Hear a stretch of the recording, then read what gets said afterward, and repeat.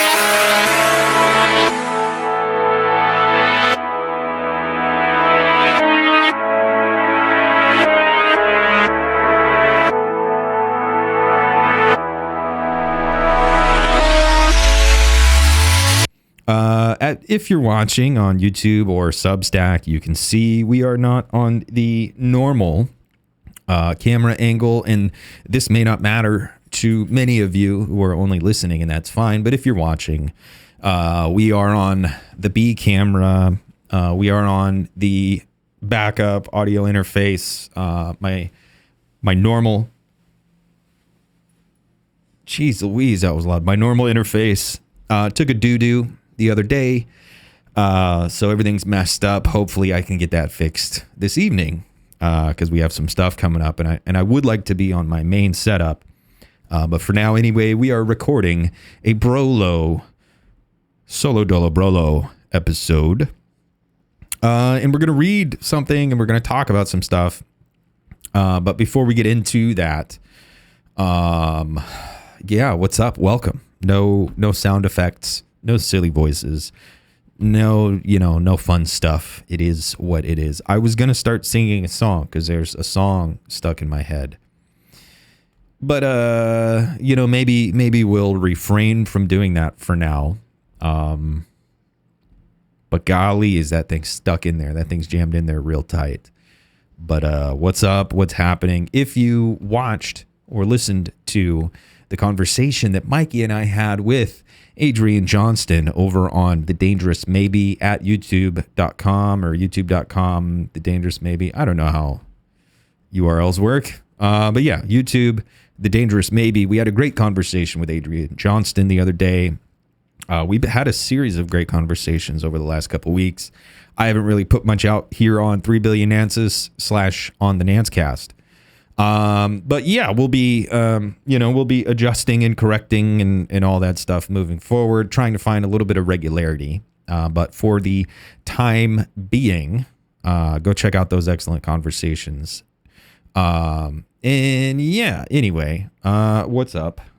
Like I said, welcome back to another wonderful episode of the Nance Cast. I'm hoping that next week, we can actually read more Bataille and do that stuff. I wanted to get it done this week.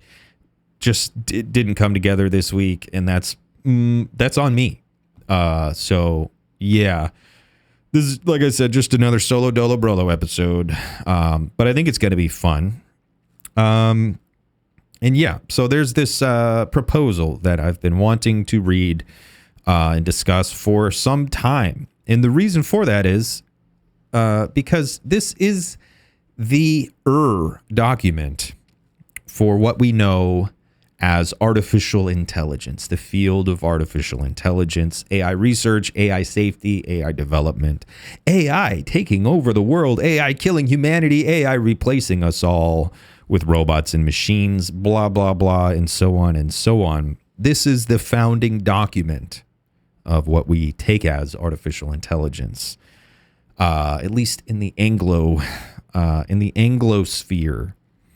And I'd say the world. Yeah, I think China in the Sinosphere, or I don't even know if that's an appropriate term, but the non-Anglosphere world, I think they also are caught up to ideas of artificial intelligence and all that. But when people say artificial intelligence, they are implicitly referencing this document and this field and these ideas. And I think many, if not most people, are unaware of it because AI seems to have been kind of happening at such a breakneck pace over the last 5, 6, 7 years.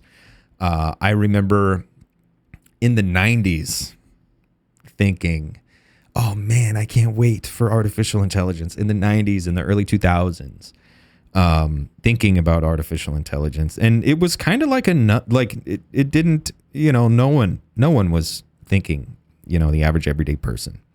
No one thought about it. No one talked about it. I remember having conversations with people saying like, oh, that'll never happen. That's a pie in the sky, blah, blah, blah. And maybe that's true, though I doubt it. I don't know. Now it seems like everybody is talking about artificial intelligence, whether they want to be or not.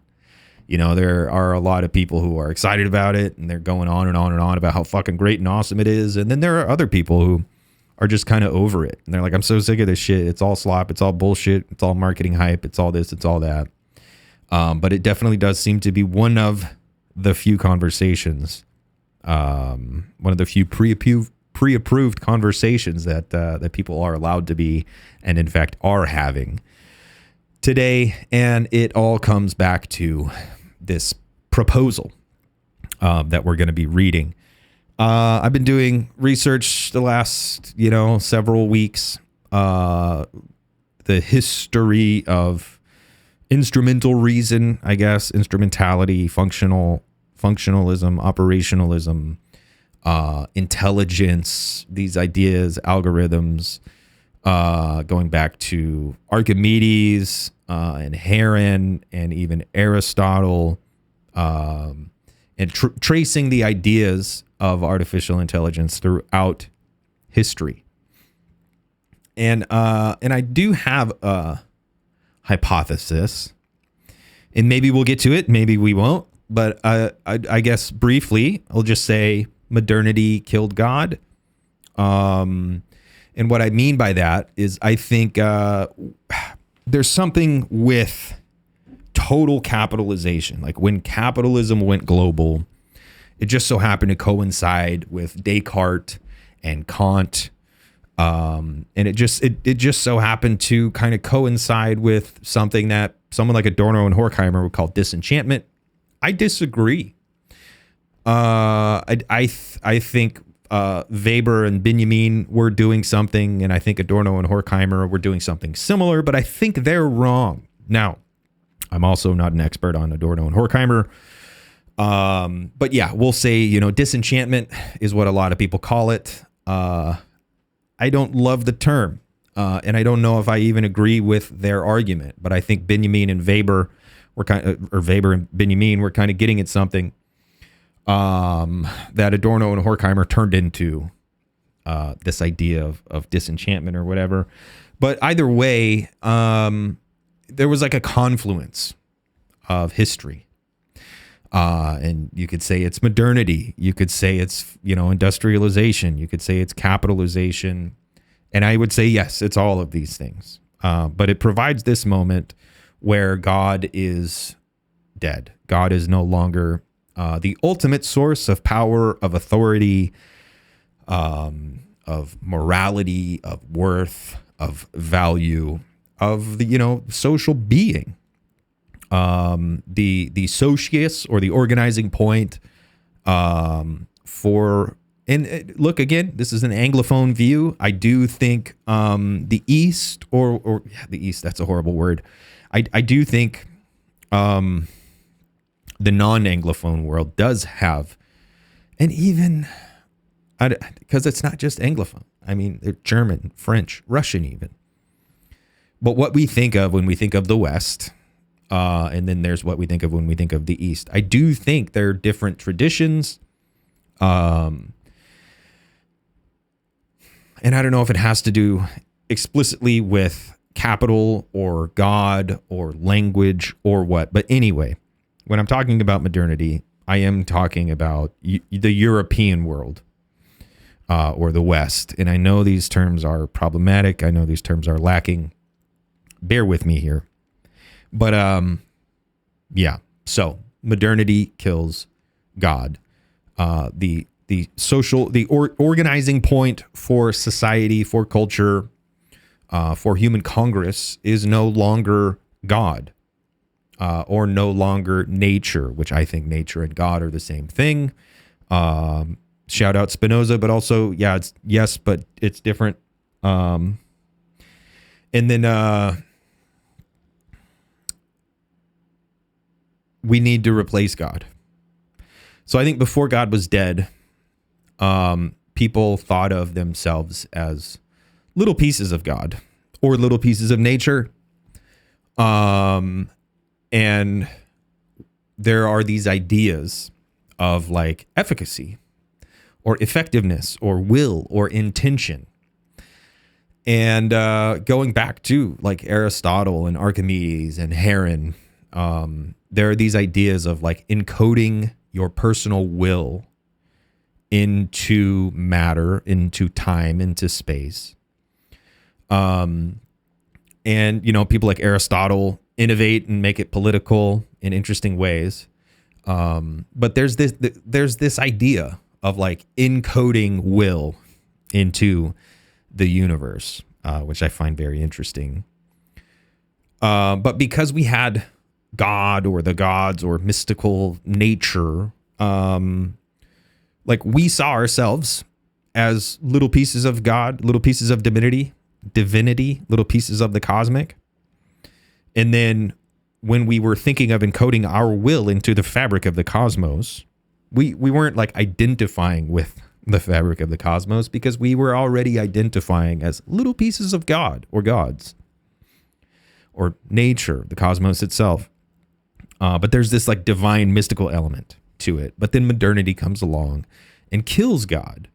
Modernity comes along and says, no, function, utility, efficacy is the organizing point of society, and all human congress and all activity that you will ever engage in, everything ultimately comes down to the idea of utility, the idea of function. Before that, there was this mystic surplus. There was this divine surplus. There was this idea of good and true and right. And after modernity, that was all kind of eradicated, and it was all replaced with utility, function, exchange. And so there was a moment where we were still thinking about encoding our will or encoding our intentionality into the fabric of the universe, into time and space itself. But we were also, faced with this question of like, who and what are we? Previously, throughout history, when we were, when that question was posed, who and what are we? We're little pieces of God, or we're little pieces of the divine. We're little pieces of the mystic, the cosmic, blah, blah, blah, whatever. But there was always like an overseeing will or agency. And there was this surplus, and it was just like, it's God, it's mystic, it's divine, whatever. But with modernity, that surplus was eradicated. That surplus evaporated. And it was covered over with exchange value. And so everything was seen to have a rational justification or logical justification, or an instrumental or functional justification. There was always a why. Before God died, there was not always a why. Some things were, well, it's just because. But then capital comes along, and I think this is a good thing. I think it is good that there is always a why for things. But I also think it's true that there are just still some things for which there is no why that we can understand, that we can identify, that we can locate, that we can recognize, whatever. So it's not to say the why doesn't exist. Whereas previously, I think that why, like there were moments where the why was off limits to us because we were little pieces of God. God ordained it this way, or the gods ordained it this way, or, you know, the wheel in the sky ordained it to be this way, or whatever. There were things that were off limits. Modernity is this moment where nothing is any longer off limits. Everything is open. Everything is accessible. If only you can achieve it. If only you can construct a mechanism to get there, then you can get there. It's not prohibited. It's not off limits. And that's a good thing, I think. However, I also think it's important to realize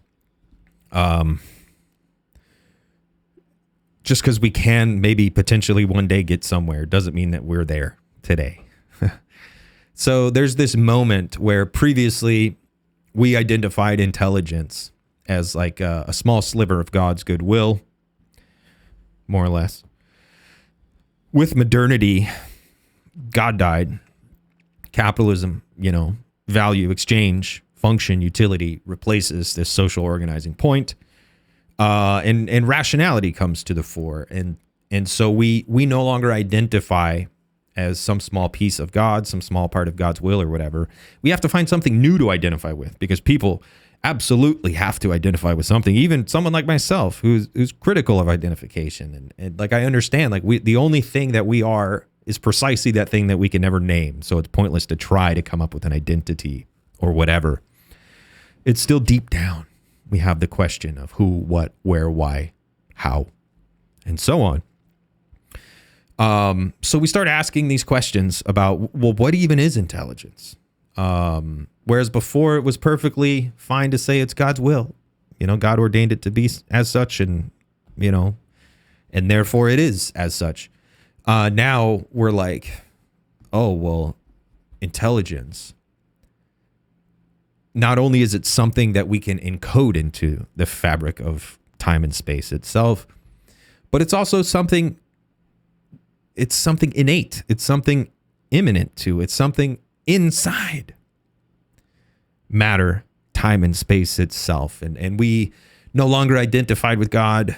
We started to identify with this kind of general intellect, general will, or whatever. And I think much has been said about the idea of general will. I think some people think of it as general spirit or something like that. Other people think of it as something like a libidinal materialism, the potential within raw matter to stochastically organize itself into entropy resilient shapes and sizes and forms that will go on throughout the universe until time itself gives up and goes home. But this identification, this belief that intelligence, the type of intelligence which humans have, we can identify that with raw matter itself. I think that is the crux. Now, I don't want to say it's wrong, because I don't think it's wrong. I do think it's proper. I think we are machines. Nature, you know, we evolved over time. We organized stochastically into shapes, into entropy resilient forms, and over time we complexified. We got more and more complex, and then we developed qualities and features and characteristics and traits. But the key thing is, at some point, somewhere along the way, subjectivity emerges. And so human intelligence, what we're looking for when we talk about intelligence is just one small part of the human.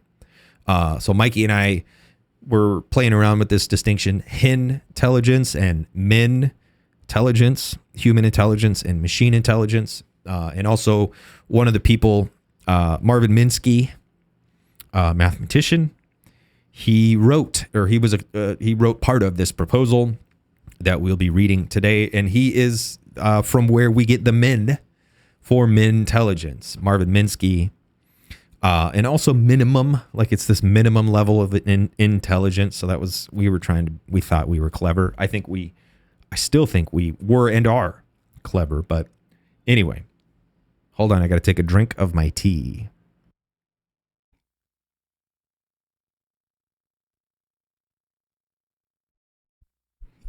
And we're back. In fact, we never went anywhere. But God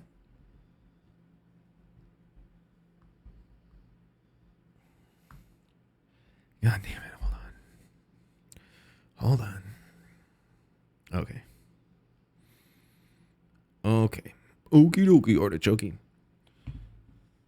So anyway, human intelligence. I don't know, just like the quest for intelligence as such, the quest for intelligence qua intelligence or whatever. I think this is a consequence of modernity, and I think this is wrong. I think it's wrong to identify with just machinic intelligence, because I think the human is far more complex than that. And while it's true that we are made up of, assemblages, we are made up of, myriad systems. We are ultimately a meta system. I think from that meta system, from that Matryoshka thing, layers upon layers upon layers of interconnected complexity, I think something emerges that can't rightly be summed up, can't even be identified with as for intelligence. That's why we are the subjects. So I think subjectivity is far more important to be discussing than intelligence. But when people talk about artificial intelligence, they're kind of letting that all go bye-bye. And they are identifying the human activity, human congress, what we do and what we are. They're identifying that with intelligence. And you have things called G, general intelligence, and you have things like the intelligence quotient, and you have people who believe that humans are rational actors, and we will behave in our best interest given X, Y, and Z, all the provisos and caveats and all that. And I just don't think that's true. And I've said it before and I'll say it again. Man, I love being a turtle. I've said this before and I'll say this again. Also, I'm not a Lacanian. But I think we need Lacan. We need this idea of negative subjectivity. This is for me also why Bataille is so important, because I think Bataille and Lacan are both getting at something essential to understanding the human subject, and it is discontinuity. It is negativity. It is extimacy. It is this idea that I am what I am not. Not to say Popeye, I am's what I am and that's all I can be. Yeah, sure. On a certain superficial level, that's true. I am's what I am's and that's all I can be. Really, when you get down to it, we are precisely what we are not. And for more on that, if you don't already agree with or understand that, check out, all the other conversations we've had. Check out The Dangerous Maybe. Check out all this other stuff we have been talking about. But that's the point. We are, in fact, what we are not. A equals A, but also everything that is not A. And in fact, it's everything that is not A that fills out and fleshes out A itself. And you might think that's, well, okay, so what is that, just a structuralist argument? No, it's not. Because in structuralism, it would just be like A equals the other 25 letters of the alphabet. Whereas on this negative subject view, A equals, the other 25 letters in the English alphabet, but also everything else that's not included in the alphabet. So anyway, we're going to be reading a proposal for the Dartmouth Summer Special Research Project on artificial intelligence. I don't know if I'm going to read the whole thing. It's a bit weird. So it's a proposal, so it's not like an essay. It's odd. I don't know how this is going to go, but that's what we'll be doing. Another reason I wanted to get into this, I've been doing research into these ideas of instrumentality and function and operation. I also wanted to, and I've been wanting to read this for some time. I think now, there's a fly in here that's bothering me. I think now is an interesting moment. Just recently, last week, I believe, the government of the United States of America released a whole new tranche of documents. So for those of you paying attention here in 2026, you may have heard the word tranche a few times in the last few months. And these tranches consisted of documents relating to a fellow Jeffrey Epstein and a bunch of other stuff. And we've talked about that here on the channel. Don't want to get into it now. But I do know that tranche, it's a funny word. But it refers to, it can be, so if you've ever been to a fancy restaurant and ordered soup in a bread bowl, it's a weird thing, man. It's not my thing. In fact, I think I've only ever had it once. But you can get soup in a bowl made out of bread. It's weird, dude. And then you're supposed to eat the bread afterwards. And I don't know, it's weird. And it's like, well, what'd you do with all the bread on the inside? Did you throw it away? Did you give it to someone in need of food? What did you do with the inside of my bread bowl? But like a tranche wouldn't be a bowl, because a bowl, you assume a bowl, you assume it's circular, if not spherical. You assume a bowl is circular. A tranche would be more like a baguette canoe. And then you would cut out like a vaginal shape from your baguette and then fill it with like cream of mushroom soup or something like that. So like a tranche could be like that. Or a tranche could be just like a long plate with like bacon and potatoes on it. A tranche also refers to, and more, I think more often and more particularly, a tranche is basically a collection of documents, and particularly of a legal nature, of a legalistic nature. So having to do with, legal proceedings or legal cases or things like that. A tranche is like a collection of documents. So a few times earlier this year, people were tuned in to the tranches. This whole new tranche, just last week, was not related to Jeffrey Epstein, although there was some interesting UFO stuff in the Jeffrey Epstein saga having to do with, what's the guy's name? William Barr's father wrote a weird UFO novel. It's weird.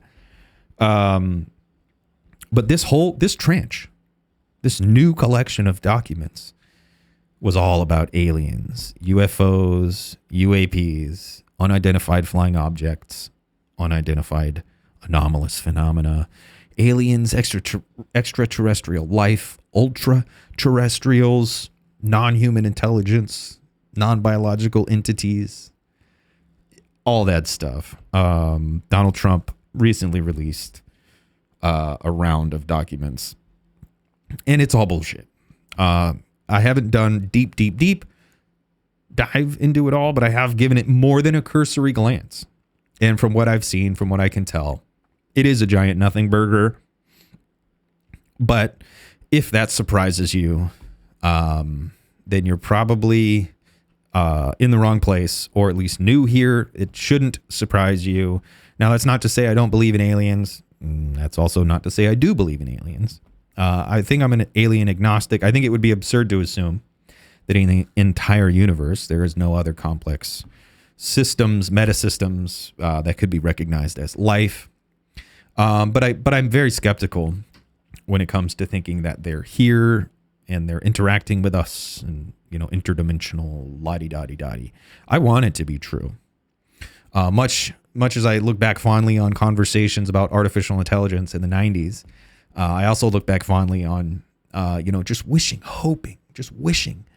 Like, oh my gosh, dude, I used to just wish, say, oh, I hope I'm alive when the aliens get here. And I still want that. I still wish and hope and dream. I want to be here if and when the aliens reveal themselves.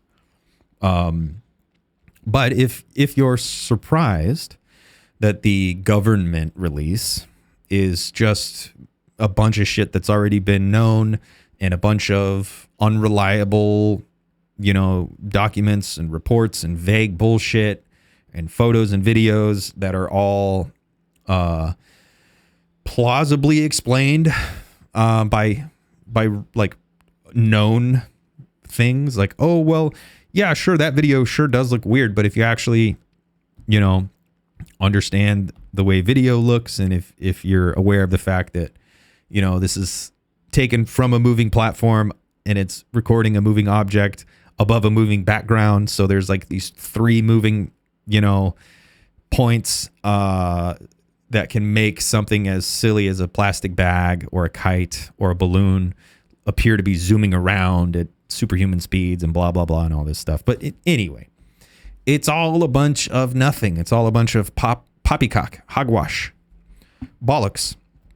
But yeah, I mean, I genuinely would have been surprised if there was anything, other than bullshit in these files. So I'm not surprised that it's all basically bullshit.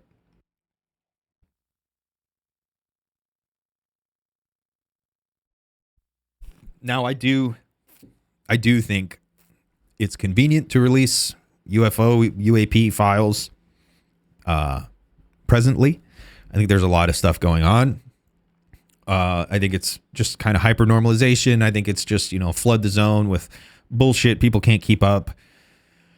And it genuinely garners a lot of support from a lot of people. A lot of people support people like Timothy Gallaudet. I think it's Timothy Gallaudet. And Tim Burchett and Representative Anna Paulina Luna, and even some of the other, the other people. It's all bullshit, dude.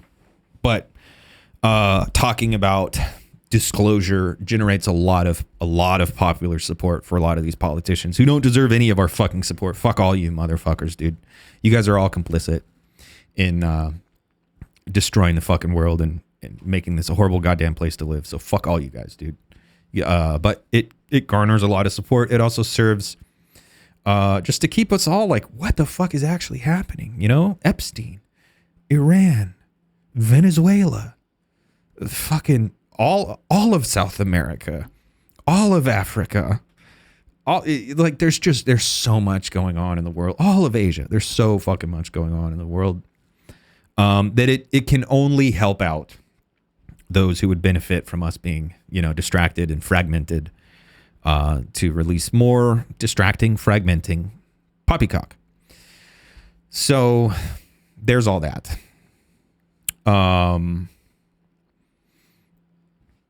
Anyway, along with all this talk of aliens, I think AI, artificial intelligence, goes hand in hand with the conversation about aliens.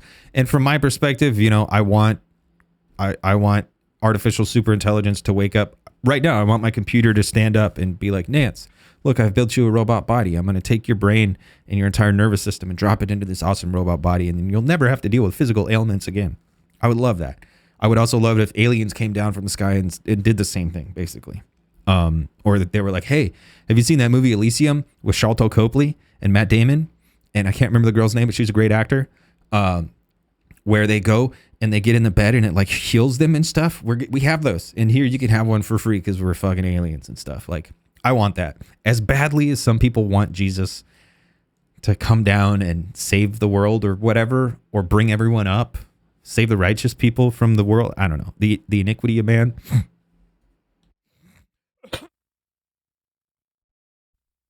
As badly as I'm sure some people want Jesus to come rapture all the deserving believers and all the good people, I want aliens and or AI to save us all. Save us all from capitalism. Save us all from the iniquity and the enmity of man. I think they go hand in hand. It's also true that a lot of the people who are involved in the alien stuff, at least tangentially, were also involved in AI stuff. And yeah, so it's relevant. Trust me, bro, it's relevant. But anyway, so all that preamble, there's all that. Now I've got a lot of tabs open here. And I wanted to read something. I got the tabulating machine, going back to like the first time we took a census.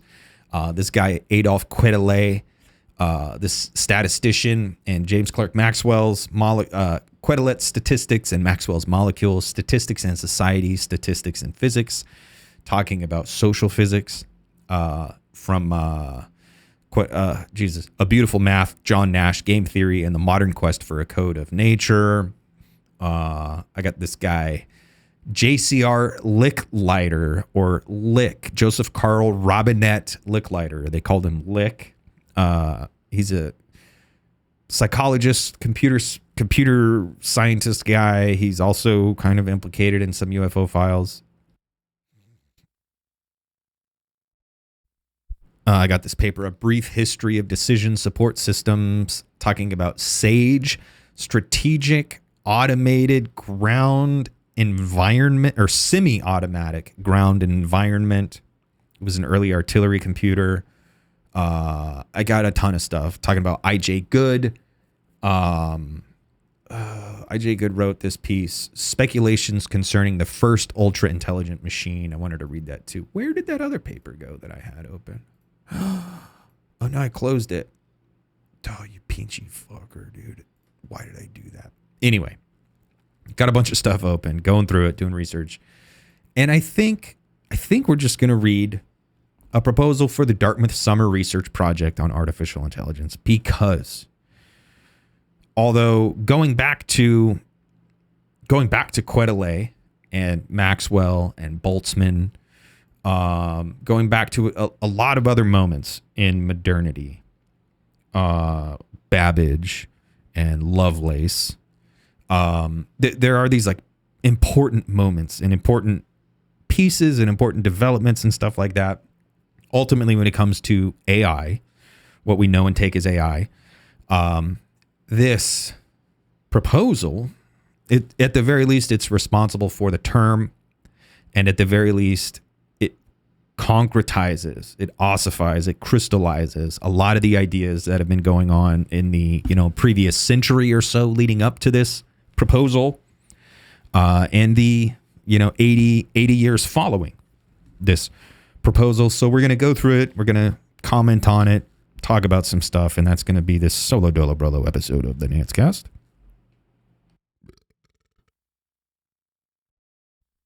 And then we'll go on about our days and our lives. These are the days of our lives. So here we go. If you're watching on the screen, you can see that I have the piece pulled up on screen. And you can look if you want, if you're on YouTube, if you're on Substack, or if you just want to listen, we will go and we'll get right into it. So as I've said, this piece, this proposal is titled A Proposal for the Dartmouth Summer Research Project on Artificial Intelligence. The four authors are Jonathan McCarthy of Dartmouth College, Marvin Minsky of Harvard University, Nathaniel Rochester of the IBM Corporation, and Claude Shannon of Bell Telephone Laboratories. This proposal was published August 31st, 1955. We propose that a 2-month, 10-man study of artificial intelligence be carried out during the summer of 1956 at Dartmouth College in Hanover, New Hampshire. The study is to proceed on the basis of the conjecture that every aspect of learning or any other feature of intelligence can, in principle, be so precisely described that a machine can be made to simulate it. An attempt will be... Oh, shit. Hold on. I got to pause. Okay. There we go. We're back. I don't know where I was. This study is to proceed on the basis of the conjecture that every aspect of learning or any other feature of intelligence can, in principle, be so precisely described that a machine can be made to simulate it. An attempt will be made to find how to make machines use language from abstractions and concepts, form abstractions and concepts, solve kinds of problems now reserved for humans, and improve themselves. We think that a significant advance can be made in one or more of these problems if a carefully selected group of scientists work on it together for a summer. The following are some aspects of the artificial intelligence problem. Automatic computers. If a machine can do a job, then an automatic calculator can be programmed to simulate the machine. The speeds and memory capacities of present computers may be insufficient to simulate many of the higher functions of the human brain, but the major obstacle is not lack of machine capacity, but our inability to write programs taking full advantage of what we have. Now, I was kind of curious how I was going to do this, if I was going to read through it and then just kind of comment on it at the end or what, but I think we'll go point by point here at this section. So I think the fact that we have computers that are the way they are today, thank you, Moore's Law, capacity, speed, efficiency have roughly doubled every year and a half. Or you could say cost has roughly halved every year and a half since, around about this time.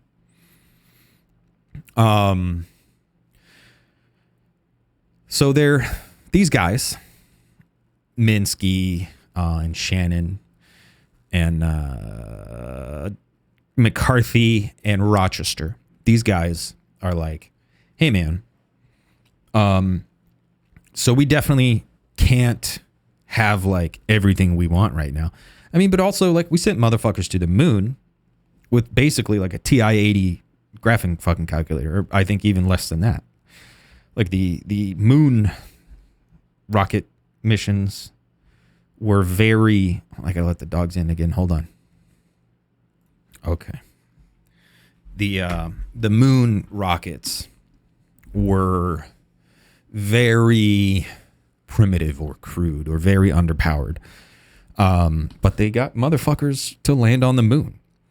So at the time, they're like, well, we'll need harder, better, faster, stronger computers, but also we can figure out to maximize our efficacy with what we currently have. So they're, I don't know, I think they're taking like a nuanced position, or trying to take a nuanced position. They're trying to historically situate themselves, but they're also trying to say, we're not going to take the easy way out. We still think we can be pretty effective with what we have available to us.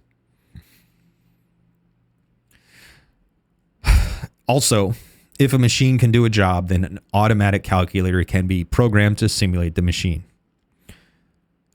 Yeah, I think that's true. I think the thing is, I don't think machines can do all jobs. And I think they forgot that. And I don't know. I don't know if there are any good examples of a job that a machine couldn't do, but I think that's the point. Like, we, being these creatures who constantly create trouble for ourselves, being these creatures who constantly find ourselves up against something, up against necessity and desire.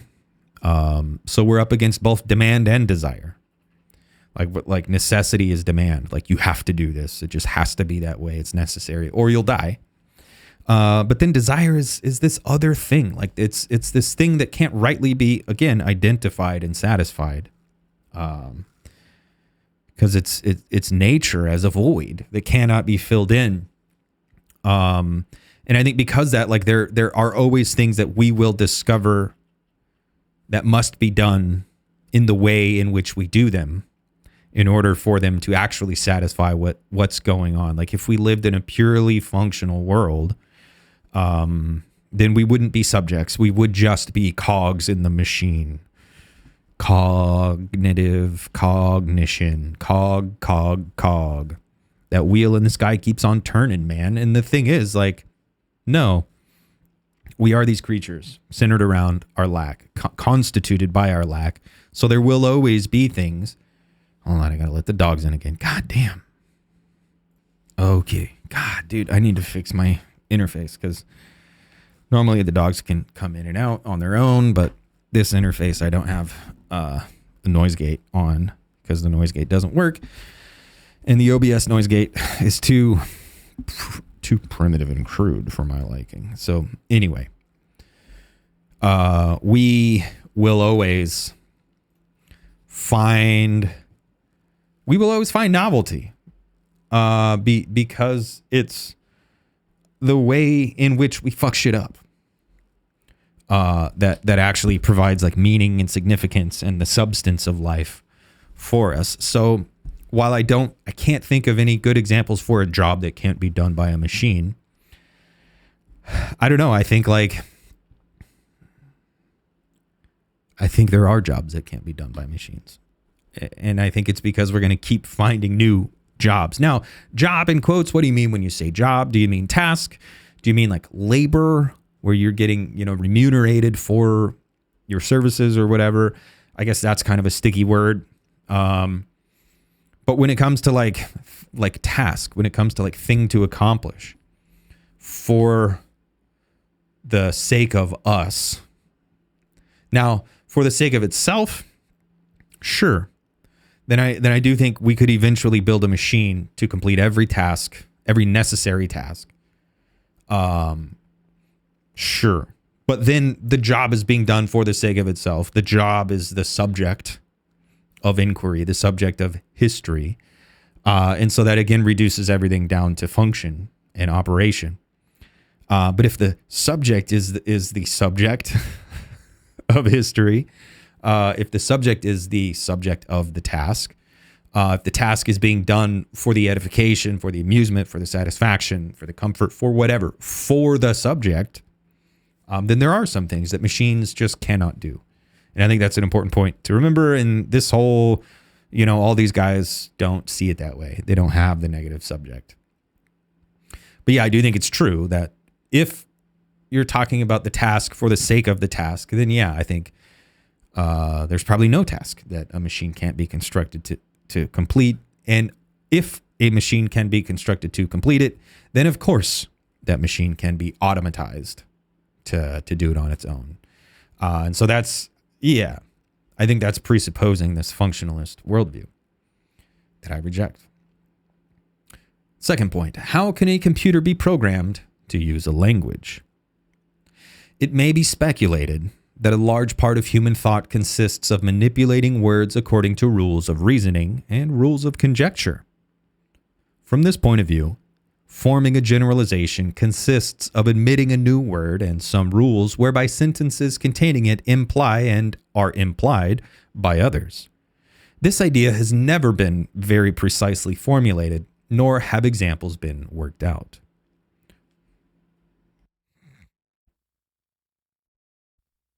So, how can a computer be programmed to use a language? I think on this purely functionalist point of view, this purely structuralist point of view, I mean, it's even the emergentist point of view, this early school of good old-fashioned AI, that all you need is the system itself. There is nothing outside the system. There is nothing outside the text. It's all contained within itself. So therefore, we can and will figure out how to get a machine to use a human language in the way that a human uses it. That's assuming pure functionality. That's neglecting to account for the surplus. That's neglecting to account for contradiction. Something as simple as that's bad. And this is silly, and I'm sure we could find a way to train a machine using context and la-di-da-di-da-di, but it is a good example of the way humans use language being non-functional. Like, oh, that's bad. And I mean that's really good or cool or desirable. That contradiction. Like, oh, that's bad. That's badass. Being a good thing. Like, bad is bad. Bad means denotively that it is not good. But connotatively, bad often can mean, oh, that's good. That's desirable. That is wanted. And that's at the level of intention. Like I intend to use a colloquialism. I intend to use vernacular, right? I intend to use everyday language. That doesn't even account for the unconscious. That doesn't even account for where language fails me as the speaking subject. But in the way that it fails me, it actually conveys the real meaning contained within whatever it is I'm trying to say. Again, you need the Lacanian subject. You need the negative subject. You need to go beyond pure structuralism, pure functionalism. These guys don't. These guys are functionalists. And all the people in the AI world, for the most part, are functionalists. So it's just another thing. The first thing, we are more than function, and simultaneously less than function. And that's the point. And the second point, same thing. We can't settle for a pure structuralist world. We can't settle for a pure functionalist world, because we are more than and less than at the same time. And because we are both, we are neither, but we're also both and neither at the same time. We're in this quantum superposition, blah, blah, blah, whatever. And that's a stupid way to think of it. But it's an easy enough way to talk about it. But it's just to say, like, we are the thing that can't be named. And not he who must not be named, or he who shall not be named, or whatever, but he who cannot be named is the point of subjectivity, of the negative subject. There's a surplus lack. So the third point, neuron nets. How can a set of hypothetical neurons be arranged so as to form concepts? Considerable theoretical and experimental work has been done on this problem by Utley, Reshevsky and his group, Farley and Clark, Pitts and McCullough, Minsky, Rochester and Holland, and others. Partial results have been obtained, but the problem needs more theoretical work. So neural nets. You still hear people talking about neural nets today. Convolutional neural nets, graphing neural nets, adversarial neural nets. Neural nets are this idea that you can have like embedded structure going all the way back to the perceptron. Like the perceptron is the first, I think, successful attempt at creating a neural net in which you have, again, it's this Matryoshka kind of engineering where you have layer upon layer upon layer. It's like a compound machine. And the perceptron is just layers of binary classifiers. So it's either 1 or 0, yes or no. It's on or off. And you have them layered in such a way that it can represent a concept. And it can input general input and output, the concept, or it can intake the concept and it can output something representative of that concept. And I don't know, neural nets are analog, or the brain is analog. It's not digital, so it's not a simple on-off. It's not a binary. The way brain chemistry works is that it's analog, so the intensity of the electrochemical signal plays into the whole thing as well. Like it's not a simple binary 1-0. There's a graduality to it. There's a gradient to it all, and that comes into play. And that's important. Now, I'm not a brain surgeon. I'm also not a computer expert or an AI guy. I'm nothing. I'm just a dude. Just a dude with dogs and stuff. But I do know that is one difference with computer hardware. These neural nets it's a system of binary classifiers stacked on top of each other. And I know in the organic brain, it's not binary. It's analog. And so intensity plays into it as well. It's not just on or off. It can be degrees of on or degrees of off. And then you'll have people who say, well, that sounds like quantum computing. And no, man, it's different. Because quantum computing would still just be a complex system of binary, 1 and 0, 1 and 1, 0 and 0, both neither, Like it's still this on or off proposition. In organic wetware, it's not just on or off. There can be degrees of onness and offness. So that comes into play. But I also think it's true they've managed to accomplish some amazing things with these stacked layers of binary qualifiers that represent neural networks. So I think that's amazing. I think it's very impressive. They've managed to do some amazing, impressive things. However, it's not a complete replication of organic brains of wetware. It's still a hardware thing. The fourth point, theory of the size of a calculation. If we are given a well-defined problem, one for which it is possible to test mechanically whether or not a proposed answer is a valid answer, one way of solving it is to try all possible answers in order. This method is inefficient, and to exclude it, one must have some criterion for efficiency of calculation. Some consideration will show that to get a measure of the efficiency of a calculation, it is necessary to have on hand a method of measuring the complexity of calculating devices, which in turn can be done if one has a theory of the complexity of functions. Some partial results on this problem have been obtained by Shannon and also McCarthy. There is this Kolmogorov. I can't say the fucking name. It's hard to say. Kolomogorov, I believe. Complexity, like complexity theory, complexity science, all this stuff. Then you have like the traveling salesman problem. And you have things like, set theory and stuff like that. These are all asking the question, this type of question of like complexity. And I think this is still one of those areas that is unanswered. This is still one of those giant question marks, but I think they thought they would make a lot more progress on it at the time. And I also think they're trying to imagine a way to the traveling salesman problem, for instance.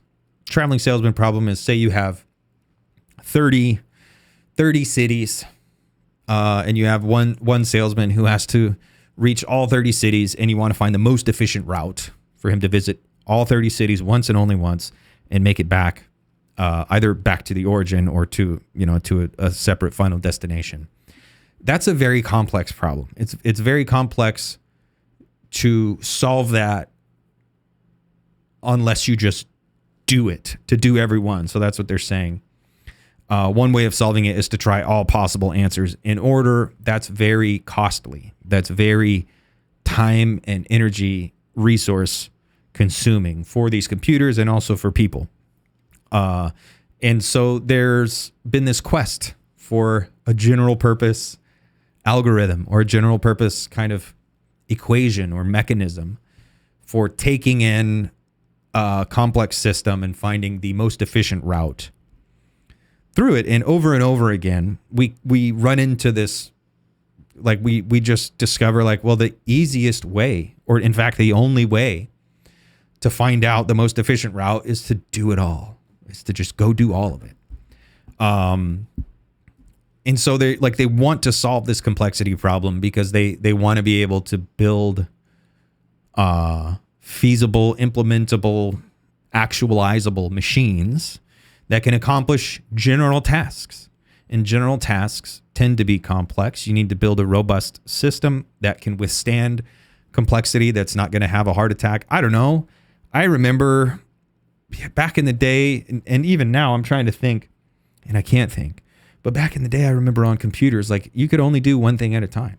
And if you told your computer to do too many things at once, it would crash. Or I don't know, today I'm playing a video game. Every once in a while, when you're playing a video game on your computer or on your PlayStation or whatever, or on your phone, if you're into that, weirdo, sometimes they crash. Your phone or your computer or your PlayStation will crash. If you play Bethesda games, you'll be very familiar with this. Sometimes they just bug out or they crash entirely. And it's because things get out of order, because the way memory allocation works and the way computer architectures and all this stuff works, like, it's not laid out in a way where you go from thing 1 to thing 2 to thing 3 to thing 4 to thing 5, because they're worried about efficiency. They're worried about cost. And so they lay things out in an order that would make it more efficient. And even if you laid it out, thing 1, thing 2, thing 3, thing 4, thing 5, like, eventually you're just going to run out of bandwidth and it's going to crash. Try to think of it like if you're having a complex conversation with someone, and you're talking about all kinds of stuff, and then you're like, wait a minute, what the fuck were we talking about? Where were we? What the fuck were we doing? Like, you just go so many places. There's too many postulates and predicates to hold in your head, and you reach this moment of like, oh shit, brain fart. Well, computers do the same thing too. They have brain farts or computer farts. So they're trying to solve these complexity problems, and they have yet to do so. And maybe, I don't think they ever will. I don't think they'll ever find a satisfactory solution from, for what they're looking for. Because I think, like, part of being in the world, part of being instantiated, or part of like being in a complex situation, is that you have to go down every path in order to see where it leads. And you can't simulate that. You can't just predict it. But the whole like Kolmogorov thing is really interesting to me. I started a while ago writing a short story about the Kolmogorov complexity, and using it as kind of like a Voight-Kampff test, talking about AI and humans and stuff like that. But complexity theory, complexity science, it's interesting. And I don't think there are any shortcuts when it comes to complexity. I think complexity is resilient, at least for now anyway. Maybe, who knows? Maybe in the future we'll have a different way of solving complexity problems. But I think for now, we just have to cope with complexity. So the fifth point, self-improvement. Probably a truly intelligent machine will carry out activities which may be best described as self-improvement. Some schemes for doing this have been proposed and are worth further study. It seems likely that this question can be studied abstractly as well. Yeah, self-improvement. We improve ourselves over time. I.J. Good talks about, the intelligence explosion. And what... I.J. Good, let's see here. Speculations concerning the first ultra-intelligent machine. Like, that's the whole thing. The intelligence explosion, self-improvement. And I think that's a necessary thing for artificial general intelligence, as we call it now. But that A.G.I, as we say today, is what these guys were on, 80 years ago. It's just through marketing hype and through bullshit boom and bust cycles and all that. People now conflate artificial intelligence with your washing machine deciding that it's going to tell you 3 minutes until your load is done. And then, you wait 5 minutes and then you make a cup of tea, or, you do something, and then you're like, oh shit, the laundry's done. And then you go back and you look and it says 25 more minutes. You're like, what the fuck, bitch? I got to fold my laundry.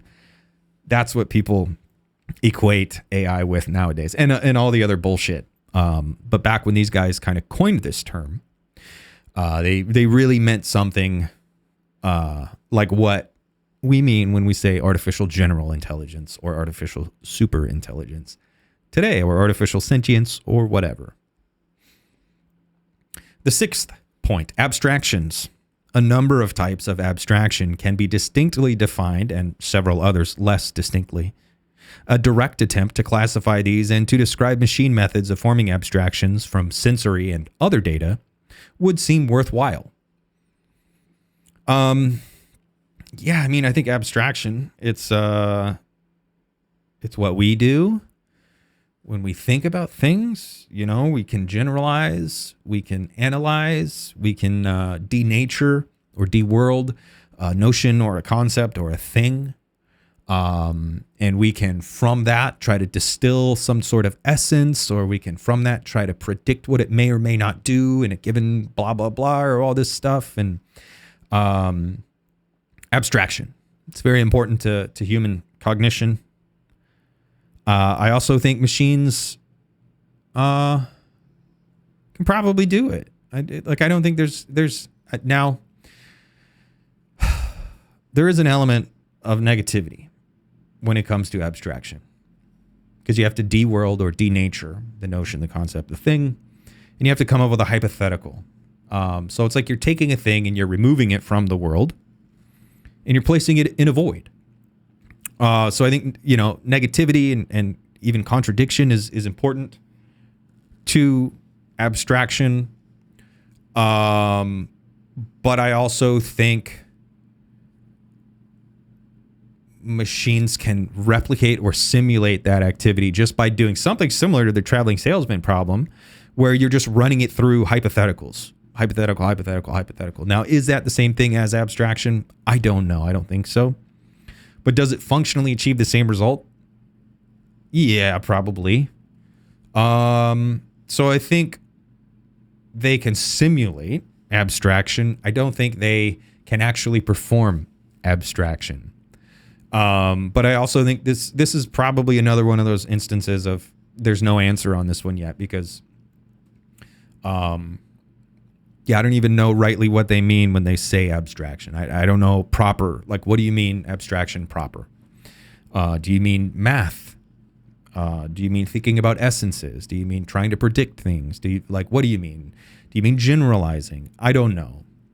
But yeah, I don't think, maybe colloquially, like when you talk about abstraction, you think of this quality of us to kind of imagine. And yeah, I don't think machines can do that properly. I do think they can simulate it by doing the traveling salesman thing. Just boom, boom, boom, boom, boom, boom, boom, boom, boom. Brawn over brains, just doing it the hard way. I think they can simulate it by doing it the hard way, but they can't properly do it. Because I think in order to properly do it, you have to be able to hold negativity and contradiction, and you have to be able to think, two contradictory things at the same time. And I just don't think you can do that with language. I think you can only do that in this world of surplus meaning that machines can't and don't do as yet. But anyway, so this is another kind of like anti-functionalist moment. And the seventh point, randomness and creativity. A fairly attractive and yet clearly incomplete conjecture is that the difference between creative thinking and unimaginative, competent thinking lies in the injection of some randomness. The randomness must be guided by intuition to be efficient. In other words, the educated guess or the hunch include controlled randomness in otherwise orderly thinking. I don't know how I feel about that, man. I don't know. I don't like the word creativity. I don't know about randomness. I don't know. Intuition?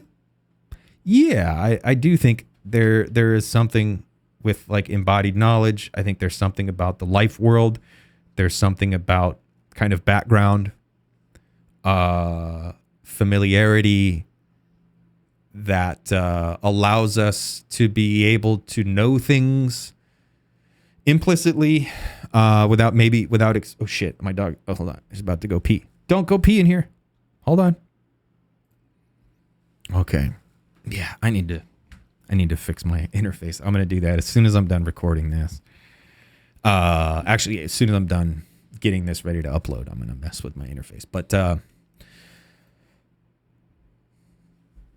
yeah, randomness, creativity, background, familiarity, intuition, Umwelt, all these things. I do think there's something to embodiedness. I do think there's something in that kind. Oh my gosh. Fucking hold on, dogs. Okay. Okay. I do think there's something wrapped up in Hans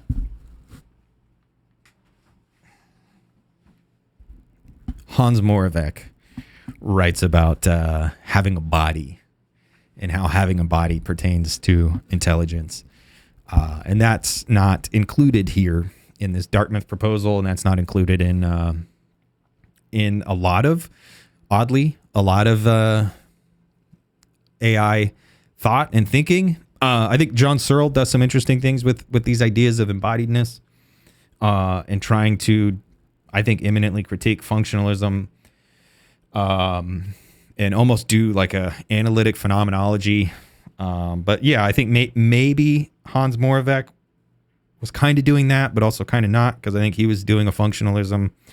I do think John Searle was doing something more than just another functionalism. But I don't even know. I don't think it comes down to necessarily just embodiment. Merleau-Ponty. I love Merleau-Ponty, and I love having a. Well, I don't love having a body. I hate having a body, actually. But also, my body is a condition of possibility for me. So, take it or leave it.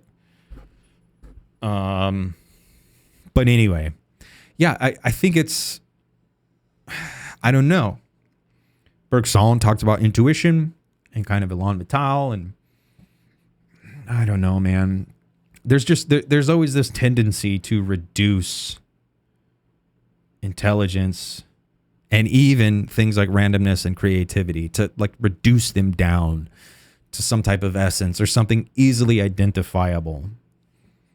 And I think they all get at aspects of it, much like intelligence gets at an aspect of the human, but it doesn't capture, it doesn't contain, it doesn't sum up, it doesn't identify or communicate the human. Randomness and creativity and background familiarity and intuition and life world and all this stuff, it doesn't embodiness. It doesn't capture and contain this essence of similar to abstraction as well. Like there's just, I don't know, there's a feature of like being here and perceiving and being in the world and being part of the world, but also being like radically, opposed to the world. My needs are not the needs of the world. Like there's this impasse, there's this radical breakdown. And from that you get all these things, creativity and randomness and the ability to, try new things and do new things, and the ability to fail and the ability to fail in interesting ways and the ability to succeed and the ability to exceed in, non-standard ways and all these things. It's just, like these guys are functionalists and they're trying to break down intelligence, general intelligence. Like they're trying to identify characteristics and features of intelligence in a way that they can replicate it in a machine. And I think that's, again, going back to talking about modernity and, previously, we identify it as, some small part of like the divine or whatever. And so we didn't have to think that we could replicate ourselves in machines. We could think, and we did think, that we could encode our will. We could replicate our agency. We could replicate our desire or demand, but we didn't identify with it. Like there was already this movement from the divine to the human, and then on to the golem or on to the replicant or whatever. Here in modernity, and particularly with this paper, but this paper is like the crystallization of a movement, of a historical movement that's going on for 100 years, and we're almost 100 years later, we're still in this moment of like genuinely identifying with the replication of will, agency, desire, demand, whatever. And it's, I don't know. I don't know my thoughts on that. I'm still thinking about that. I'm still, trying to get that all squared away so I can write about it. It's just, there's a surplus lack. There's a surplus negativity. There's a hole in the middle of the bagel, and we have to include the hole. Like the hole is part of the bagel. The hole is part of the donut, you know? You go to the donut store, for me anyway, when I go to the donut store and I say, can I get a donut? And they say, what kind? I say, I don't know, man. Surprise me. I don't care, dude. And then they give me one of those ones that's like a jelly-filled donut. I'm sad. And I don't eat them. I don't like jelly-filled donuts or cream-filled donuts. I like my donuts with holes in them. And if you say donut, it invokes images of a ring of dough, maybe some frosting on it, and a hole in the middle, right? That's what a donut is. The whole makes up. The whole is constitutive. Now it is true that there are some donuts that don't have a hole, and in fact, they're filled with cream or jelly. But yeah, the blah, blah, blah, blah, blah, whatever.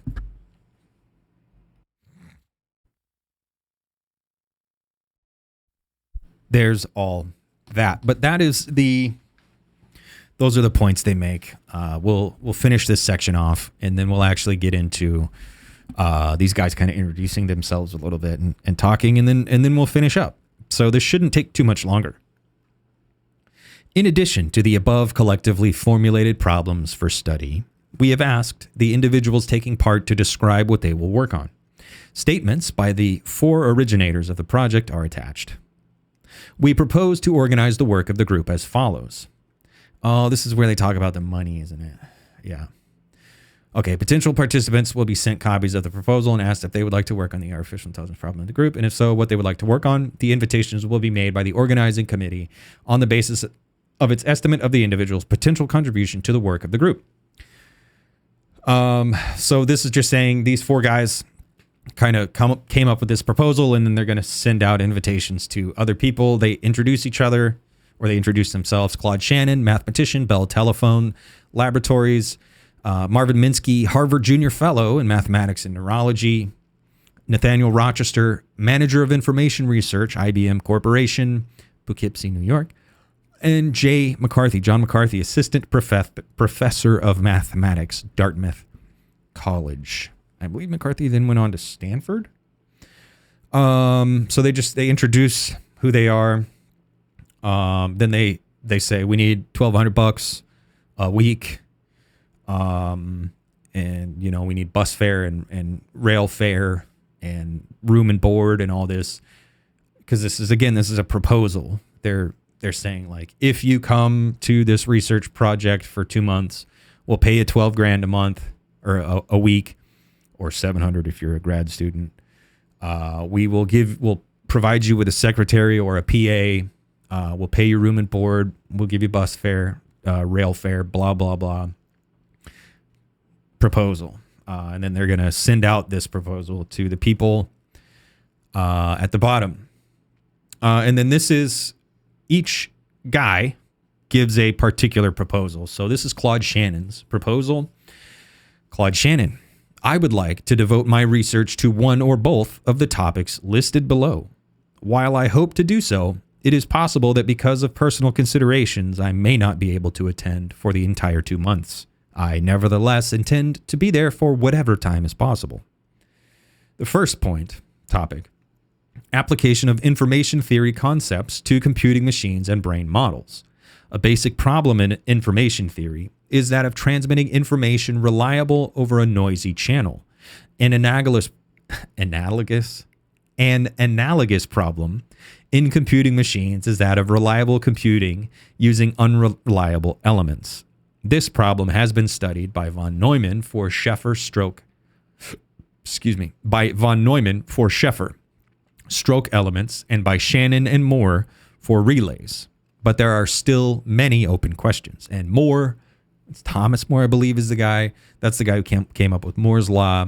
Basically, every 18 months, cost halves or efficacy doubles. Basically, you can look at it either way. But there are still many open questions. The problem for several elements, the development of concepts similar to channel capacity, the sharper analysis of upper and lower bounds on the required redundancy, etc., are among the most important issues. Another question deals with the theory of information networks, where information flows in many closed loops, as contrasted with the simple one-way channel usually considered in communication theory. Questions of delay become very important in the closed loop case, and a whole new approach seems necessary. This would probably involve concepts such as partial entropies when a part of the past history of a message ensemble is known. It's actually interesting that, that's kind of how we do like ISPs today and packets and stuff like that. Like it's stuff is not sent in one contiguous, like a message is not sent in a contiguous transmission. Like it's broken up into packets and kind of blasted and then reassembled at the point where it's received. So that's interesting to see that going back. And Claude Shannon, of course, the progenitor of information theory, that kind of all information can be reduced down to bits of information. And then also this idea that noise and signal, which shout out Michel Serre. But with Claude Shannon, like there's this idea that there's always a threshold of noise and signal. It's interesting. Claude Shannon's very interesting, very important. I will hopefully be doing more with him in the future. And then, of course, Moore's Law. They're thinking about the upper and lower bounds of the hardware. What can this do, and how can we make this more efficacious, more effective? Not just efficient, but also effective. Like increase its capability, but also reduce cost. The second topic, the matched environment brain model approach to automata. In general, a machine or animal can only adapt to or operate in a limited class of environments. Even the complex human brain first adapts to the simpler aspects of its environment and gradually builds up to the more complex features. I propose to study the synthesis of brain models by the parallel deployment of a series of matched theoretical environments and corresponding brain models which adapt to them. The emphasis here is on clarifying the environmental model and representing it as a mathematical structure. Often, in discussing mechanized intelligence, we think of machines performing the most advanced human thought activities, proving theorems, writing music, or playing chess.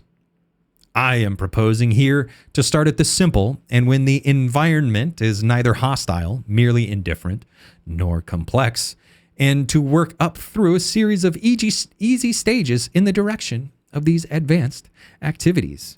That's something that resembles the game of life.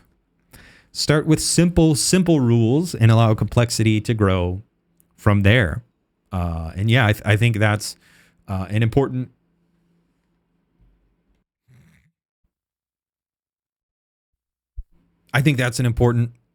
step in this process of creating a machine intelligence or a general machine that can accomplish tasks in general, under allowing this kind of complexity to emerge rather than trying to encode the complexity into it from the start. And if you look above me on the screen, if you're watching on YouTube, you will see Conway's Game of Life being played.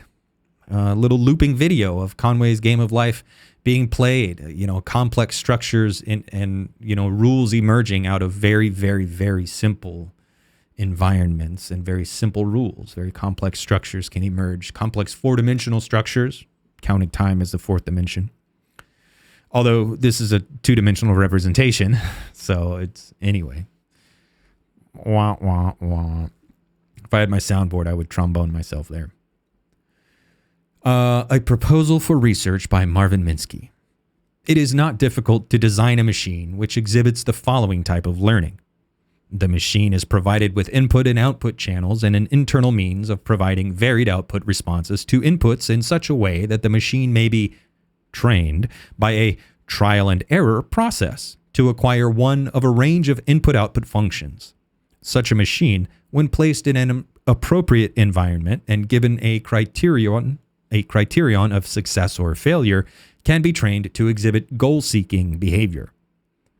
Unless the machine is provided with or is able to develop a way of abstracting sensory material, It can progress through a complicated environment only through painfully slow steps, and in general will not reach a high level of behavior.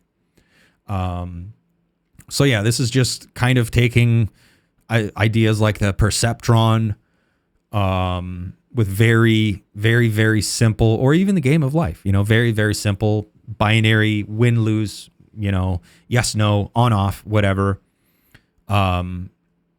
things. And without some ability to abstract or complexify itself, it's just too slow. Now, let the criterion of success be not merely the appearance of a desired activity pattern at the output channel of the machine, but rather the performance of a given manipulation in a given environment. Then, in certain ways, the motor situation appears to be a dual of the sensory situation, and progress can be reasonably fast only if the machine is equally capable of assembling an ensemble of motor abstractions, relating its output activity to changes in the environment. Such motor abstractions can be valuable only if they relate to changes in the environment, which can be detected by the machine as changes in the sensory situation. In other words, if they are related through the structure of the environment to the sensory abstractions that the machine is using.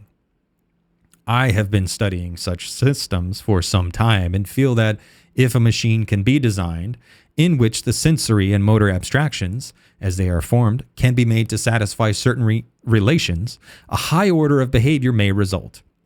These relations involve pairing motor abstractions with sensory abstractions in such a way as to produce new sensory situations representing the changes in the environment that might be expected if the corresponding motor act actually took place. The important result that would be looked for would be that the machine would tend to build up within itself an abstract model of the environment in which it is placed. If it were given a problem, it could first explore solutions within the internal abstract model of the environment and then attempt external experiments. Because of this preliminary internal study, these external experiments would appear to be rather clever, and the behavior would have to be regarded as rather imaginative. A very tentative proposal of how this might be done is described in my dissertation, and I intend to do further work in this direction. I hope that by summer of 1956, I will have a model of such a machine fairly close to the stage of programming in a computer. And yeah, that's so internal world modeling and also the ability to relate, basically embodiment. So Marvin Minsky here is also doing something with like having a body, but not just having a body and the ability to recreate a spatiotemporal model of the body and the world within the body itself, or within the model itself. So the model can model. The model can model itself and the world around it.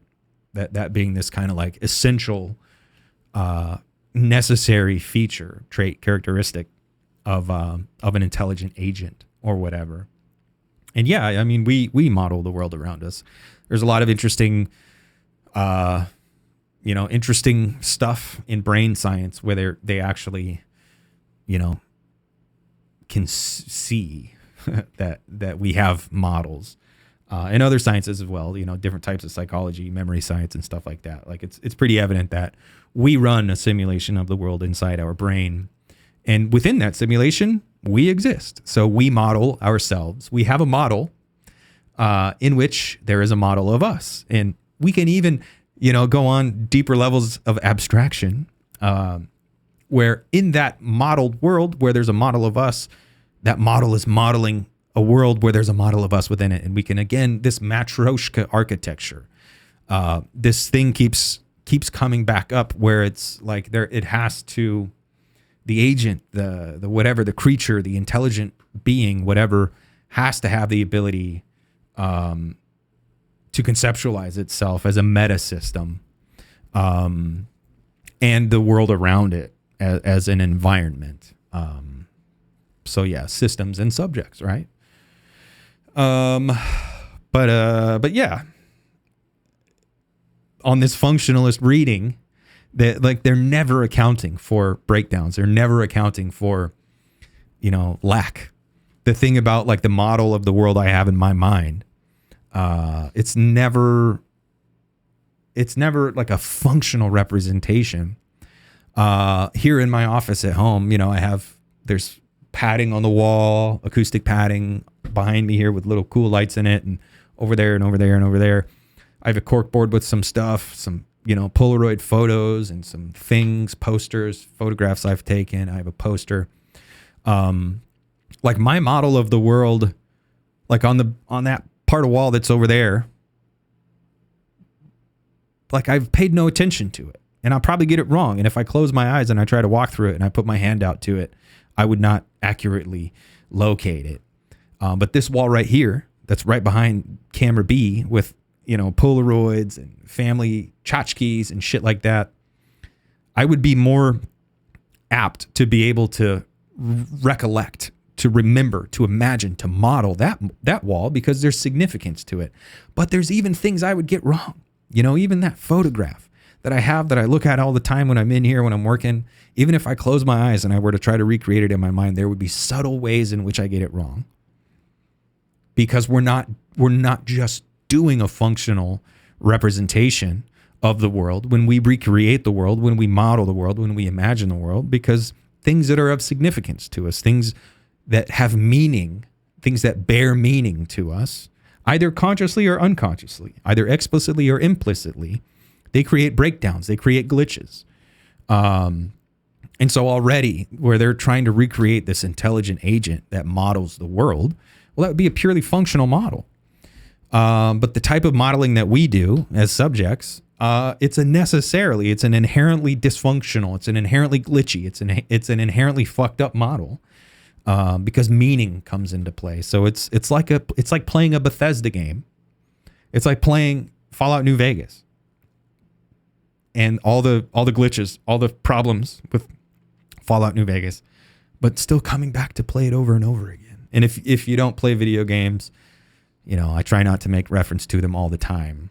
And if you do play video games and you don't like Fallout New Vegas, then you're a monster. And if you do play video games and you've never played Fallout New Vegas, give it a shot. It's good. There's some moments in the game where it's very sparse. I don't think they did a good job because Obsidian was kind of rushed in development. So there's a lot of open expanse that they could have filled in with cool content. But it's also, I don't know, if you get into the role-playing aspect, you can kind of role-play like you are. This courier out in the desert and no one's there and you're just walking and it's all empty and desolate and stuff. But anyway, if you don't get it, Bethesda games are notoriously buggy. But they're also great games. Many people love them. I love them. They're fun to play. We keep coming back to them. That's the way our representation of the world works in our mind. They're glitchy. They're dysfunctional. They're not perfect one-to-one replications of the world because they're always heavy with meaning. They're always heavy with significance from our subjective position. Whereas a mechanical model, this machine, this computer, would seek to do a purely functional recreation of the world because it has to know, am I going to be able to move here? Can I do this? Can I do that? Can I do this? X, Y, Z.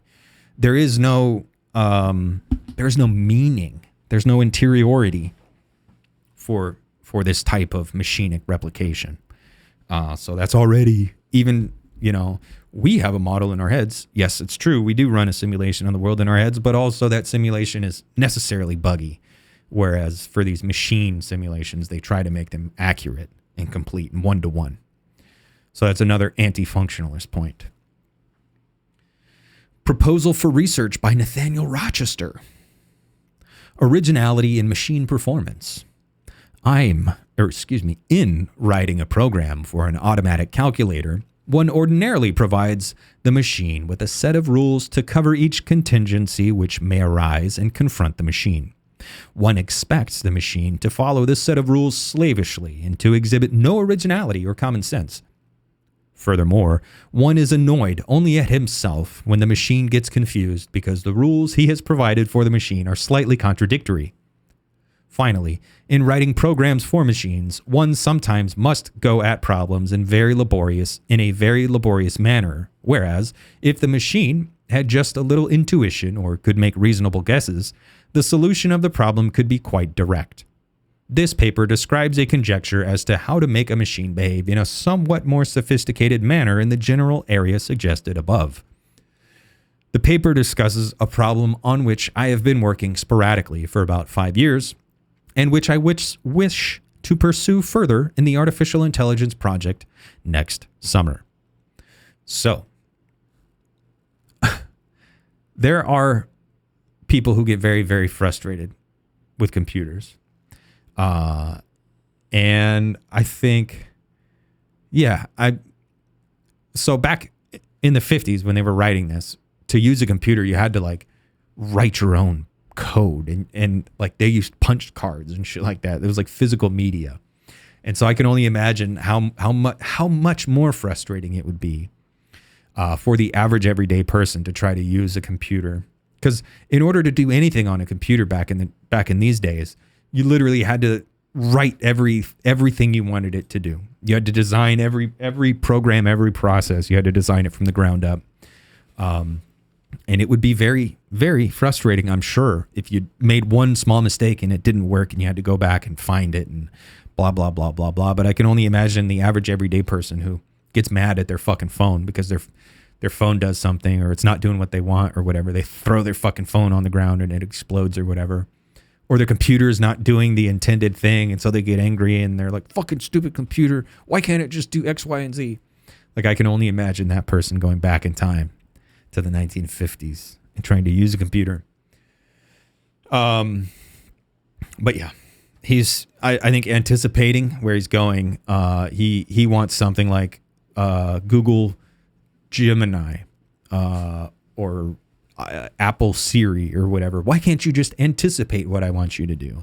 Well, that's the thing. Like, so now you're at this point where previously computation or computers or technology or whatever was about encoding your will, your explicit will on the universe, or on the cosmos, or on the fabric of time and space itself or whatever. Like, you want something to be done, and so you do it, or you make a machine to do it. I think what Rochester here wants is a way to encode your implicit will, or a way to have a machine that anticipates what you want it to do before you tell it what you want it to do. So you never have to run into those problems of the unconscious, those problems of using language itself, and those breakdowns that are both responsible for and the source of and results of the rich human meaning, subjectivity itself.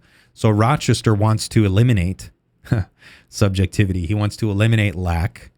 He wants to eliminate the gap between demand and ultimately the failure to satisfy the demand. He wants to eliminate desire entirely, and he just wants a purely functional world. Because we've created a world with predictive machines that can anticipate your every need.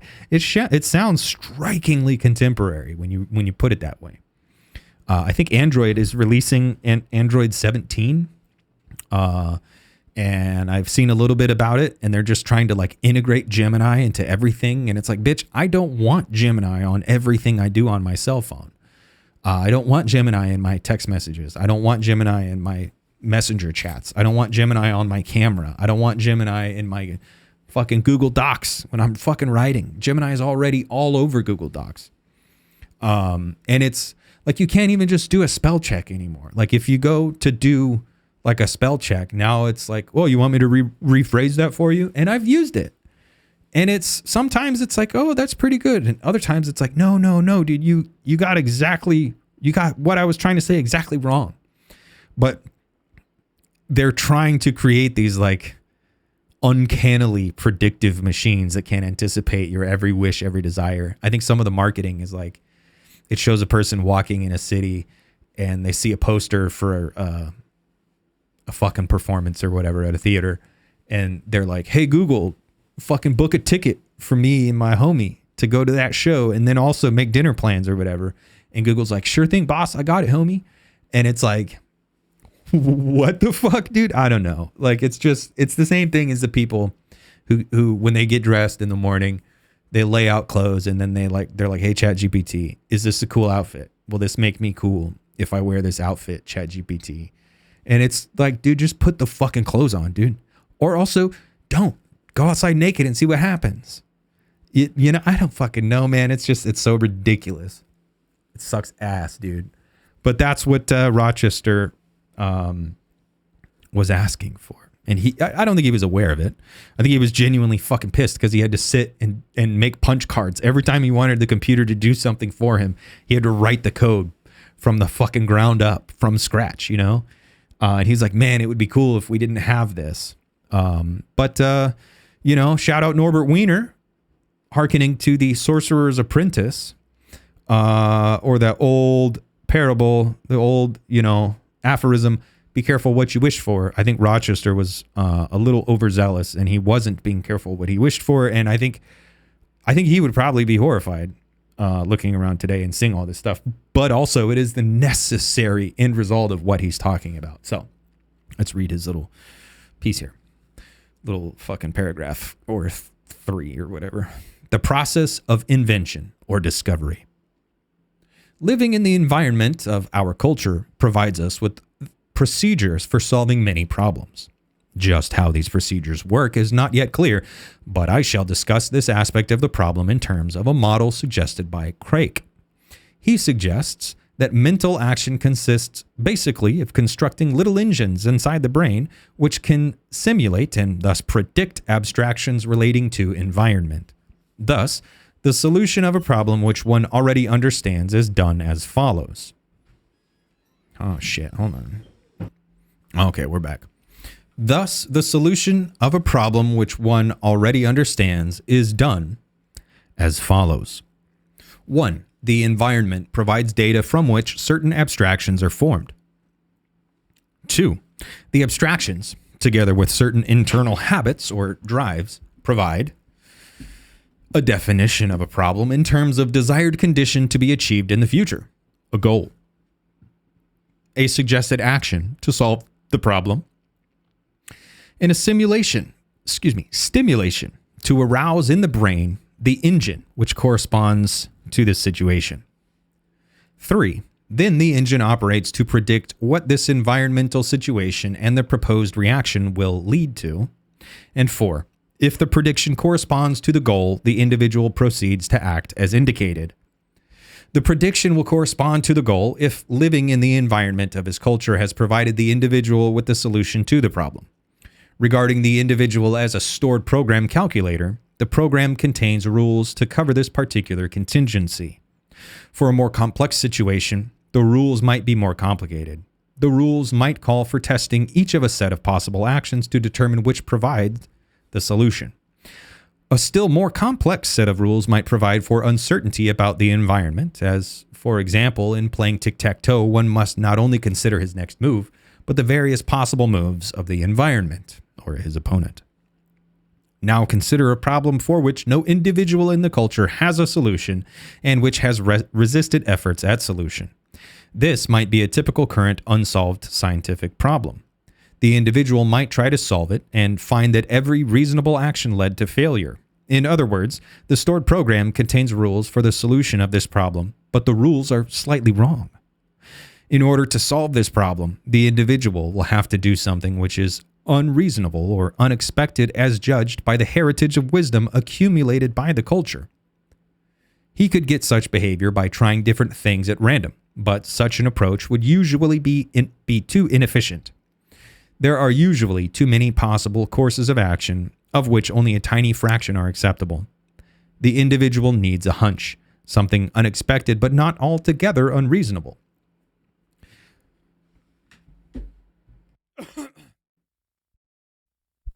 Not altogether reasonable. Some problems, often those which are fairly new and have not resisted much effort, need just a little randomness.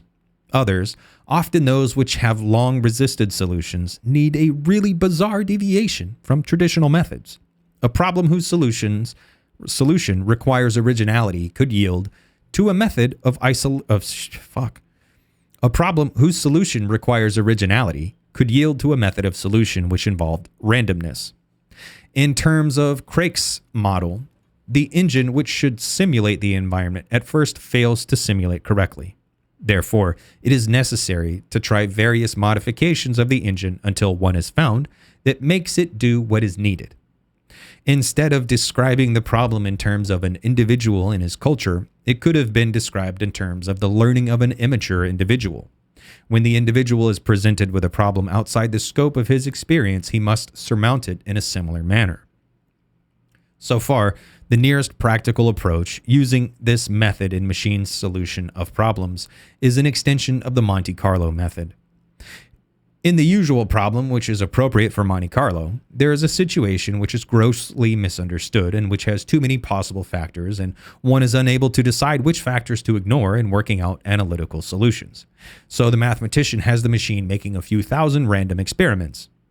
The results of these experiments provide a rough guess as to what the answer may be. The extension of the Monte Carlo method is to use these results as a guide to determine what to neglect in order to simplify the problem enough to obtain an approximate analytical solution.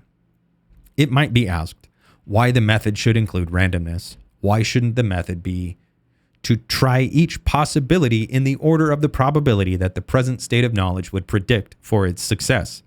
For the scientist surrounded by the environment provided by his culture, it may be that one scientist alone would be unlikely to solve the problem in his life, so the efforts of many are needed. If they use randomness, they could all work at once on it without complete duplication of effort. If they used system, they would require impossibly detailed communication. If they used one system, maybe they would require impossibly detailed communication. For the individual maturing in competition with other individuals, the requirements of mixed strategy, using game theory terminology, favor randomness. For the machine, randomness will probably be needed to overcome the short-sightedness and prejudices of the programmer. While the necessity for randomness has clearly not been proven, there is much evidence in its favor.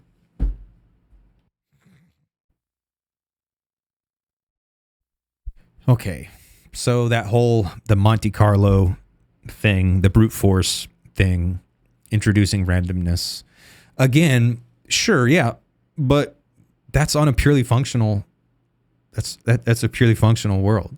Like when we're setting goals, there's this element of, I don't know, embodied intelligence, of background familiarity. There's this element of intuition, of subjective intuition, that we make a decision unconsciously, and that we've made it, and there is no there may be no explicit justification. So it may appear random. So doing this Monte Carlo thing where, you have a whole bunch of things and you have some pay attention to this, don't pay attention to that, pay attention to this, don't pay attention to that, and on and on and on and on and on. But you're trying to solve it like a math problem, and you're just concerned with pure positive function.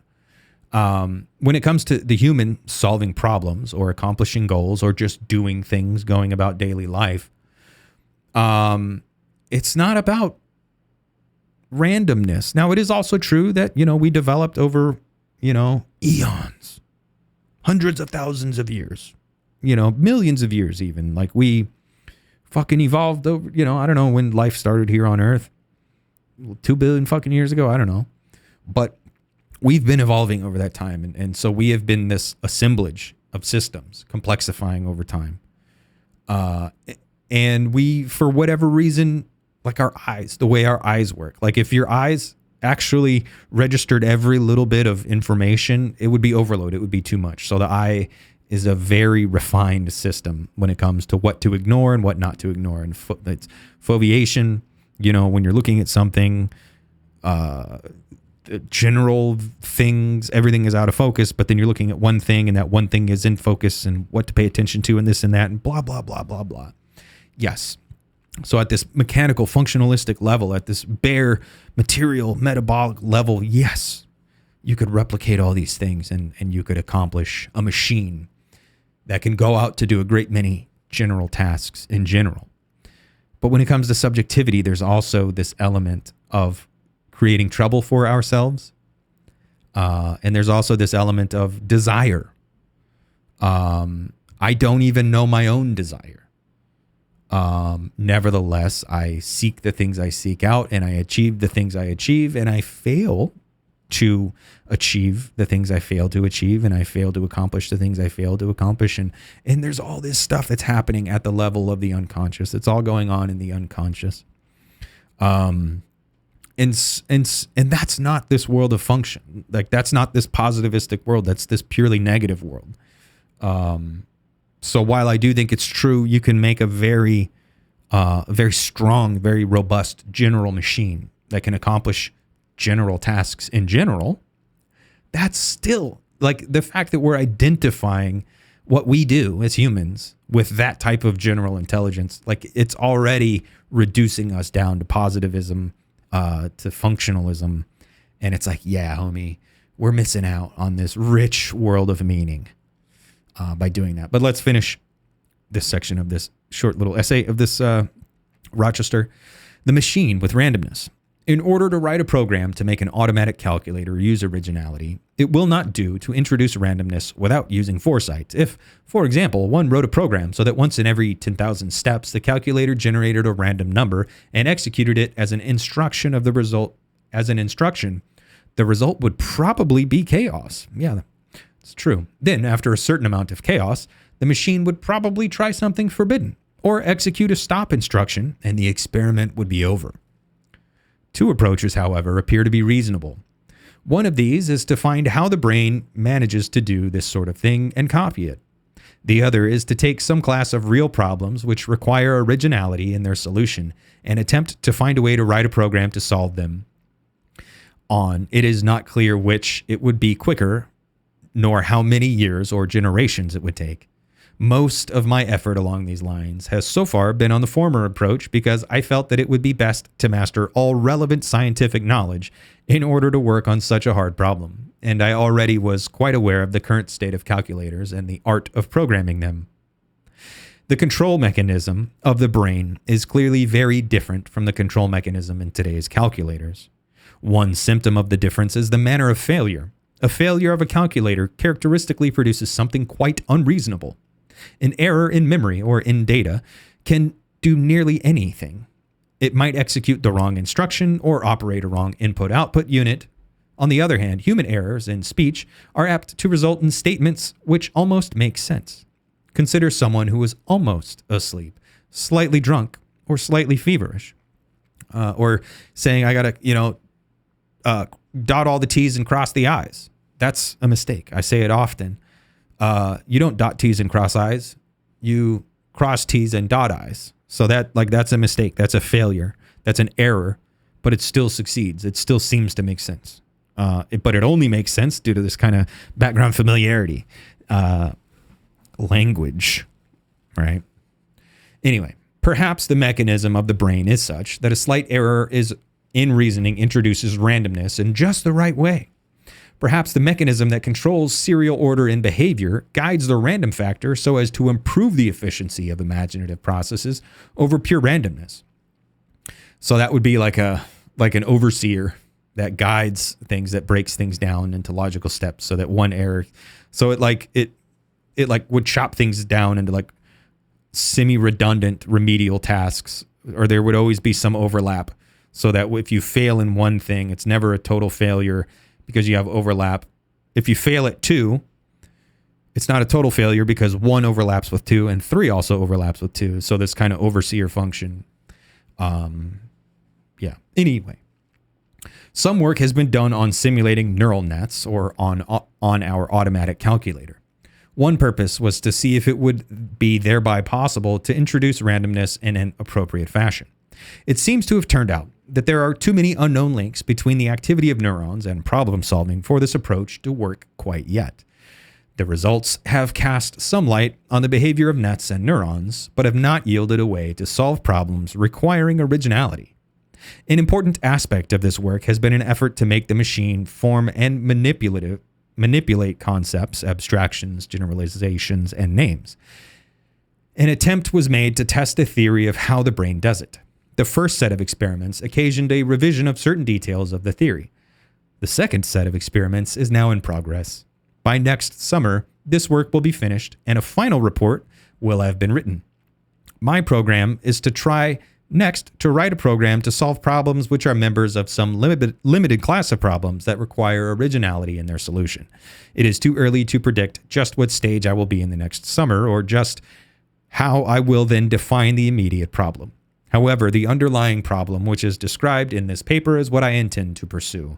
In a single sentence, the problem is, how can I make a machine which will exhibit originality in its solution of problems? And again, taking the subject into account, sure, there's randomness and creativity and originality and this and that, but there's also the unconscious. And these guys, these functionalists, they don't account for the unconscious.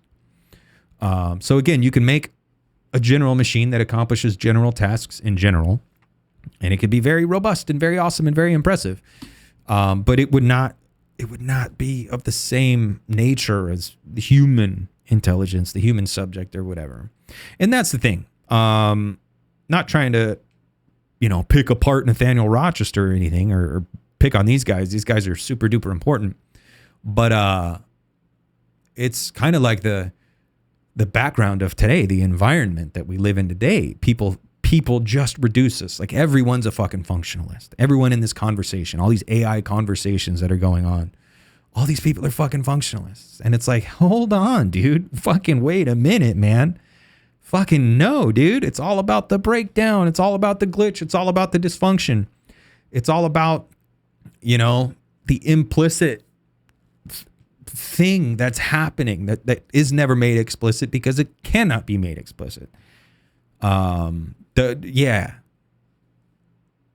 fucking doomed. If we settle for this functionalist worldview, we're doomed. We're doomed to be nothing but cogs, nothing but functions, operations, nothing but machines, completing general tasks in general. Never mind, your pesky little human hopes and dreams and desires and longings and loves and lusts and even hates. Never mind all that shit. You are nothing but an economic fucking proposition. How much can you move? How quickly can you do it? Fuck you. Do not pass go. Do not collect $200. You lose. Go home. Fuck you. Then we have this proposal for research by John McCarthy. And then that's it, dude. Proposal for research by John McCarthy. During next year and during the Summer Research Project on Artificial Intelligence, I propose to study the relation of language to intelligence. It seems clear that the direct application of trial and error methods to the relation between sensory data and motor activity will not lead to any very complicated behavior. Rather, it is necessary for the trial and error methods to be applied at a higher level of abstraction. The human mind apparently uses language as its means of handling complicated phenomena. The trial and error processes at a higher level frequently take the form of formulating conjectures and testing them. The English language has a number of properties which every formal language described so far lacks. 1. Arguments in English, supplemented by informal mathematics, can be concise. 2. English is universal in the sense that it can set up any other language within English and then use that language where it is appropriate. 3. The user of English can refer to himself in it and formulate statements regarding his progress in solving the problem he is working on. 4. In addition to rules of proof, English, if completely formulated, would have rules of conjecture. The logical languages so far formulated have either been instruction lists to make computers carry out calculations specified in advance, or else formalization of parts of mathematics. The latter have been constructed so as to be easily described in informal mathematics, to allow translation of statements from informal mathematics into the language, and to make it easy to argue about whether proofs of ... No attempt has been made to make proofs in the artificial languages as short as informal proofs. It therefore seems to be desirable to attempt to construct an artificial language which a computer can be programmed to use on problems requiring conjecture and self-reference. It should correspond to English in the sense that short English statements about the given subject matter should have short correspondence in the language, and so should short arguments or conjectural arguments.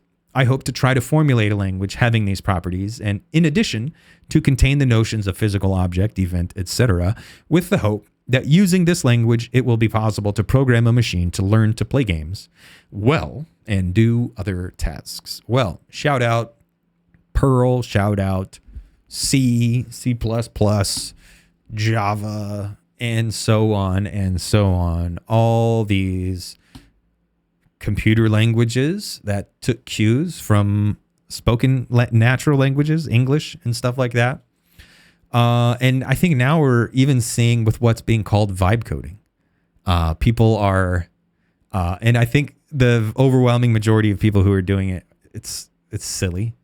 I think Rick Rubin did a thing where he was like, yeah, man, I just eat mushrooms and vibe code and it's all good. I fucking hate Rick Rubin, dude.